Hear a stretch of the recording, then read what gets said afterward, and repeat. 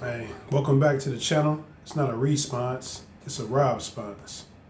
So today, just want to kind of drop some jewels about Addis Ababa, Ethiopia. I just took a flight from there late last night, early this morning. I'm in Pattaya, Thailand now. So I just wanted to share a few things I thought about Addis. I didn't want to do it until I left the country. It was a cool trip. Again, it has beautiful mountains, beautiful country, beautiful people. Honestly, I think Addis Ababa, Ethiopia, has an argument for most beautiful women in the world. I know people are going to say Brazil with Rio de Janeiro, or Colombia with Medellin or Cartagena. I don't know. Some people might even argue for Bangkok or Pattaya, Thailand. I don't know. But I feel like Ethiopia, yeah. Like I was saying before, I made another video about it. Check out that video. But yeah, beautiful women. I said again, it's attractive people in general. So again, they have a very bustling downtown district, very walkable. I felt in the downtown district, which is called Bole, B-O-L-E, in the Bole Central Business District of Addis Ababa, there's tons of people.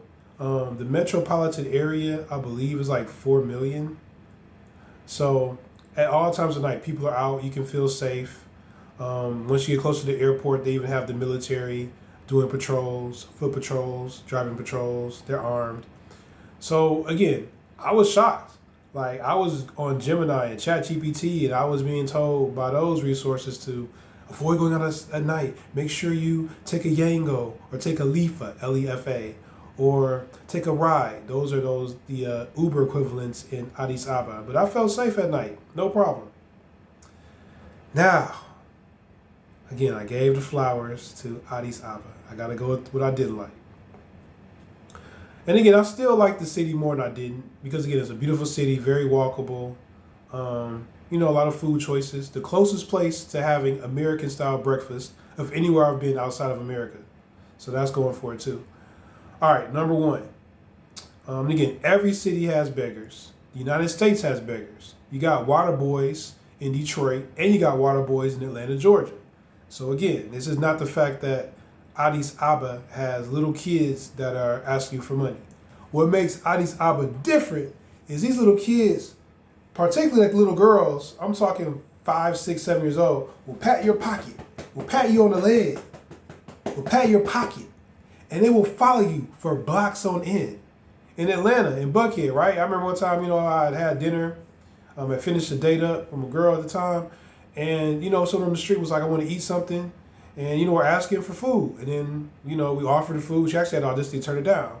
Then, we were on a date in Detroit, and someone was hungry, and we gave them some food. We had Hudson's Cafe in Detroit. We gave it out, and he ate it. Here, if you say no, the little kids, little girls and little boys, again, these kids can be anywhere from 7 to like 10 years old, not in school, just out here doing whatever. So Addis Ababa, you gotta get the schooling thing together. These kids should not be out in daylight, just run around. Maybe summer school for them like the US, I don't know. But yeah, these little kids are following you for blocks on end. Like, I flew out late last night, right? I had to kill some time because my flight was at 11:30 p.m. at night. So around like 11 a.m., 12 noon, Addis Ababa time, I'm like, all right, let me just kill a few hours just chilling outside, because I don't want to go to the airport, just sit in the airport all day. So I see these 2 or 3 little kids. They asked to wash my shoes and said I don't have the money. And that's fine. They're trying to hustle to get their money. These little dudes sat out with me on a bench for like an hour.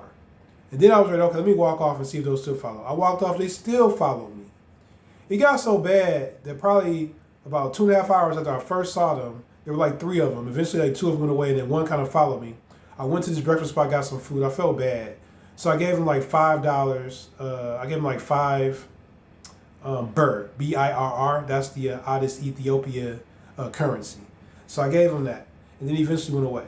But yeah, number one, the little kids don't take no for an answer. They'll follow you, and the little girls will actually pat your pockets. Will pat you like patty cake. Will pat your pockets. Number 2, the grown people aren't much better. So 2 times I met about 4 dudes. I'm just walking around Addis Ababa. 4 different dudes approached me and had me follow them to a club. Just like little kids won't leave you alone, the adult men will not leave you alone. Maybe it was an American thing. Maybe they just knew I was a foreigner. These dudes walked with me for about 10 or 15 minutes, wouldn't leave me alone, and eventually like, come to my club, come to my lounge. So I went to the lounge, went to the clubs. You get there, there's a whole bunch of females there. Both times there were like 4 or 5 females. Cause I went to 2 different clubs with 2 different dudes. I go in there both times. As soon as I get in there, hand me a menu. They're trying to pour drinks. They're trying to get everything going.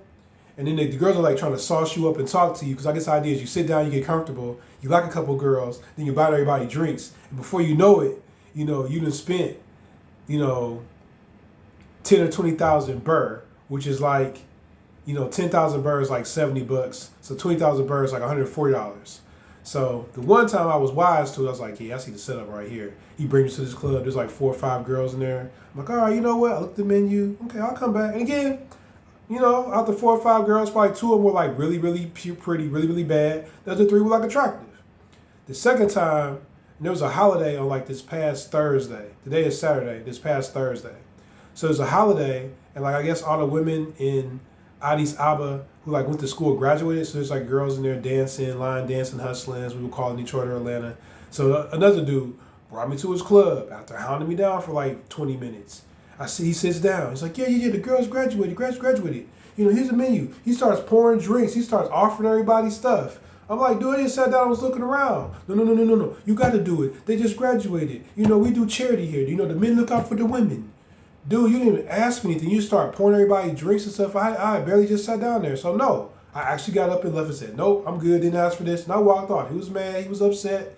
He's, no. It's charity. Do it for the women. No, man. You're not going to sit up here and have these 6 or 7 women in here line dancing, sitting down. Hey, how you doing? Go get us a drink. No. So number 2, the adult men are just as bad as the kids. They hound you down, trying to have you go to the club. All right. Number 3. And again, I had to get my yellow fever shot because I was in Ethiopia, which has, a risk of yellow fever. Mosquitoes carry malaria and yellow fever. So I got my vaccination in Rome and, I kicked in. But despite that, I got about 10 mosquito bites. I closed the windows. I closed the door. But again, I don't know how these mosquitoes kept getting into my particular hotel room. But yeah, I've got like 10 mosquito bites. And I feel great. Like I said, my yellow fever kicked in, but vaccine kicked in. But I don't like that. Why they got so many mosquitoes? I don't know. So I don't like that. And the last thing I don't like about Addis Ababa is the airport will not let you exchange your money back. So when I get there, the Forex desk and the exchange desk will let me go ahead and get 10,000 birr, which again is like $70. But I must have had about 2,000 or 3,000 birr when I was ready to fly out last night. Like, nope, you just got to spend it in the airport. So they won't exchange your money back, but they'll go ahead and take your USD and turn it into Ethiopian birr. So they didn't like that. And again, I spent some money, but I couldn't spend it all. I got like $250 birr, which is probably like $6 or $7 now. That I guess I have to be the souvenir. People are like, hey, bring me a souvenir back from overseas. So I guess all this random South African rand I got, and then the dude I met at the airport gave me a $10 bill in Nepalese money, and then this Addis Ababa Ethiopian money. So I guess when people see me, here's some African money. That's your souvenir. Because now I got this money that I can't do anything with it. And even if I exchange it back in the States, I probably got the equivalent of like $10. So those are 4 things I didn't like about Addis Ababa. Beautiful country, beautiful mountains, nice infrastructure. It looks just as good as downtown Detroit in terms of like buildings and places to go, things to do. But yeah, those 4 things I didn't like. It's not a response, it's a Rob-sponse. Thanks for watching this far. Please like and subscribe. Leave any comments. And my Addis Ababa people, if you want to be an apologist for what I experienced, go ahead and do it.